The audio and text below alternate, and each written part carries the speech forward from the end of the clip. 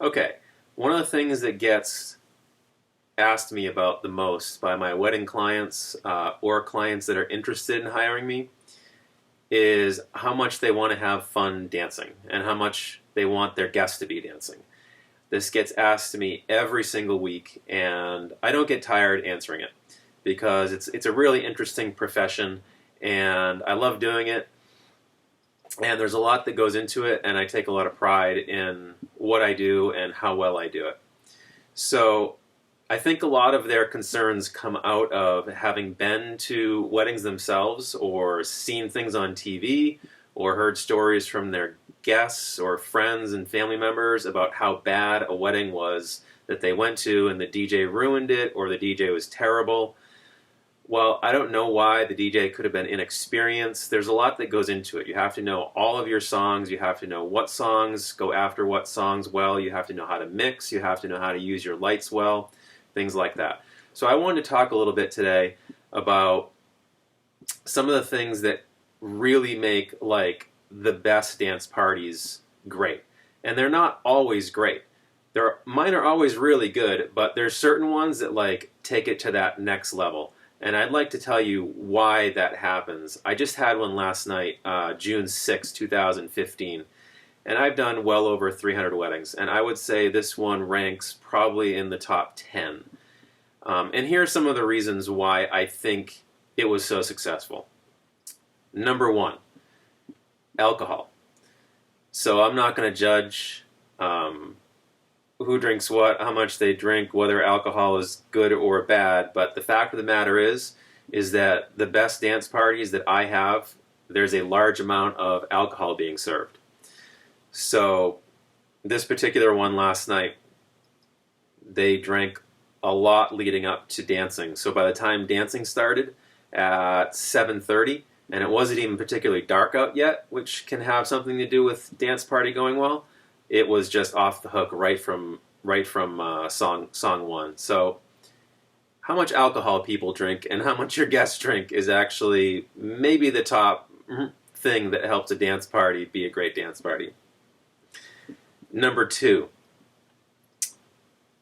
the amount of young people there. And by young people, I guess I want to say, without hurting anybody's feelings, between the ages of 20 and 40, 35. Those people tend to be less inhibited. They tend to drink more. So they tend to get out on the dance floor more.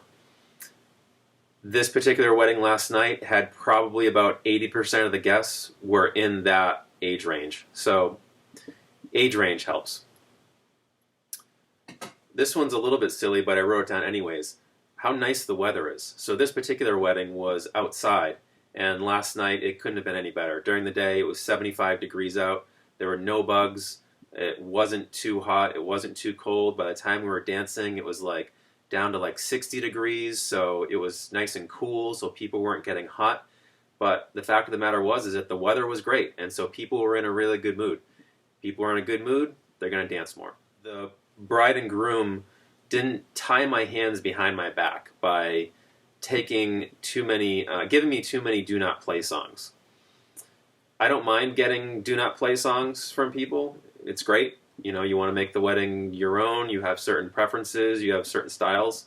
And she just gave me a few, and it really wasn't a big deal. So it's when people give me like a lot that I have a really hard time deciding on what songs that I can play because they've taken away so many options from me. But last night, they didn't do that. So I was able to do what I do best, I think. And I had a lot of songs to my availability. Nighttime versus daytime weddings. Last night, it was a nighttime wedding. So again, people's inhibitions go down. It's dark out. We can dim the lights down. People are going to dance more. If it's Sunday afternoon and it's 1 p.m., people just aren't usually going to rush out to the dance floor, no matter what you do as the DJ. Even if you go up to them and just try to like bring them on the dance floor yourself, they're just not in that type of mood that you can be in when it's Saturday night and it's dark out and you've been drinking for a couple hours. Lighting. I like to work with the event site, and make sure that they dim the lights to a proper level when it comes time for dancing, because I have my own dance lights and I like to really control the room with lighting how I want, depending upon what the songs are doing. So a DJ that knows how to combine their lighting with their songs and what their songs are doing, that's key. It's not just about turning the DJ lights on and letting them go to sound active or whatnot. You really have to know when to black your lights out, when to turn them full on, when to have them on fades, when to put them to the music, when to play them off of each other. And you have to do that according to what the music's doing. And that really comes from experience. Mixing. So mixing from song to song. I've seen other DJs perform, and this is maybe my biggest pet peeve, is when they're going from one song to another and they just fade one song out all the way down and they bring the next song up. There isn't really anything worse than you can do to a dance floor than that. If it's a modern song, you either should be probably beat matching it so that you're matching the beat from the first song to the second song so that you have this really nice flow and you just wrap the next song in from the song before. Or if it's like Motown songs or something like that where they don't have specific like tight beats like modern songs do, then you just have to melt them together and then as soon as you can quickly get into that next song. But what you don't want to do is fade something all the way down to nothing and then bring the next song up, because people are just standing on the dance floor and they're wondering what's going on. Small spaces. So when event sites are really large and they have these huge, enormous rooms or huge, enormous tents, then people are able to go off and go to this bar or go to that bar or go back to this photo booth or go into this room or go into that lounge, go outside. When people have those types of options, you're not going to have a full dance floor. It doesn't matter how good your DJ is. But if you have 100, 150 people at your wedding, if 20 to 50 people are off doing other things, you're still dealing with 100 people. So a good DJ should be able to have at least 50 people dancing on the dance floor throughout the night, if not more, especially as the night goes on and it gets a little bit darker out and things like that. So smaller spaces, smaller dance floors too. A lot of my clients think that they need to have really, really large dance floors because they have a certain number of people at their wedding. But honestly, smaller dance floors makes people dance closer together. And when they're dancing closer together, it can make the dance floor seem like it's a lot more packed than it is. And people are more willing to come onto the dance floor because it's more of a group environment. Rather than when people are spread out, it's not as much fun as I've noticed from smaller dance floors. Lastly, the sheer number of people that you have at your wedding. It's not to say that you can't have a great dance party and have a lot of fun when you have under 100 people. And a lot of my weddings are in that like 75 to 100 person wedding.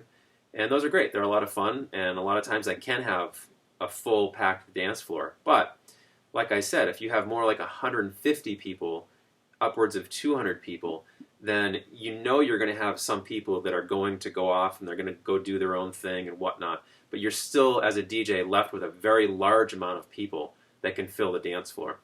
So hopefully that answers your questions on, how you want to have a packed dance floor at your wedding. Those are some of the factors that help. And then from there, you have to have the right kind of DJ that knows how to deal with situations. And one of the situations that comes up a lot is, any DJ can play We Are Family and Celebration and, that's easy. It's not that hard to do. But what I've noticed, the better that I've gotten at DJing weddings, is that I really know how to deal with a dance floor that is ready to, I guess, go up to the next level. Like when I have people that like really want to dance and it's getting really intense, I think I'm really good at controlling them and working with my lighting at this point and creating drama. And that's how I like to think of it, is dramatic. Turn lights off, turn lights full on, play around with the bass and the treble on my mixer. I'm mixing things and making them do certain things that is a little bit difficult to explain in this video. I'll try to do some other tutorials and you can check those out, but hopefully that answers your questions on what makes a great dance floor. These are some of the things that, if you have them, they certainly help out.